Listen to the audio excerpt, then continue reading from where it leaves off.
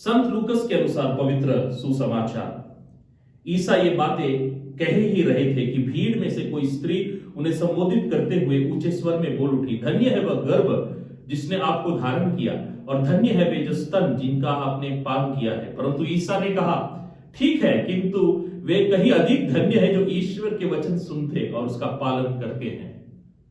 प्रभु का सुसमाचार। एक क्रिस्त तेरी महिमा हो। क्रिस्त में मेरे प्रिय भाई और बहनों, आज यीशु क्रिस्त शिष्य होने की सही व्याख्या हमारे सामने प्रस्तुत करते हैं। जो ईश्वर का वचन सुनते और उसका पालन करते हैं वही अधिक धन्य है। इसका अर्थ क्या है? इस वाक्य का सही अर्थ हम मरिया में देख सकते हैं, क्योंकि मरिया यीशु क्रिस्त की सर्वोत्कृष्ट शिष्या थी। और संत लूक इस तथ्य को बखूबी प्रस्तुत करते हैं। संत लूक के सुसमाचार के प्रथम भाग में हम देख सकते हैं कि मरिया ईश्वर का जो शब्द है, ईश्वर का जो वचन है, उसे सुनकर, उसे ग्रहण कर, उस पर मनन चिंतन कर ईश्वर की इच्छा पूर्ण करती है। उस वचन के अनुसार अपना जीवन बिताती है मरने तक।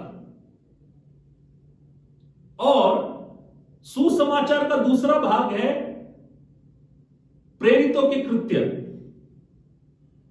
क्योंकि हमें मालूम है संत लूक के सुसमाचार का दो भाग है। प्रथम भाग तो सुसमाचार है और दूसरा भाग है प्रेरित चरित्र।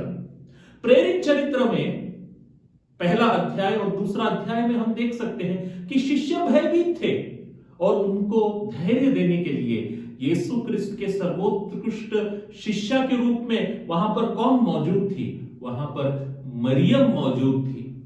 और इसीलिए मेरे प्रिय भाई और बहनों, हां, यीशु क्रिस्त ने मरियम के गर्भ में जन्म लिया, परंतु इससे भी बड़ी बात यह है कि मरियम ने ईश शब्द को स्वीकार कर अपना जीवन ईश शब्द के अनुसार बिताया। इसीलिए मेरे प्रिय भाइयों और बहनों, मरियम का अनुकरण करें। जिस प्रकार मरियम ने ईश शब्द को सुनकर ईश्वर के शब्द के अनुसार उन्होंने अपना जीवन बिताया, ईश्वर की इच्छा को पूर्ण की, उसी तरह हम भी ईश्वर के शब्द को सुने, उस पर मनन करें और ईश्वर के शब्द के अनुसार अपना जीवन बिताए। आमीन।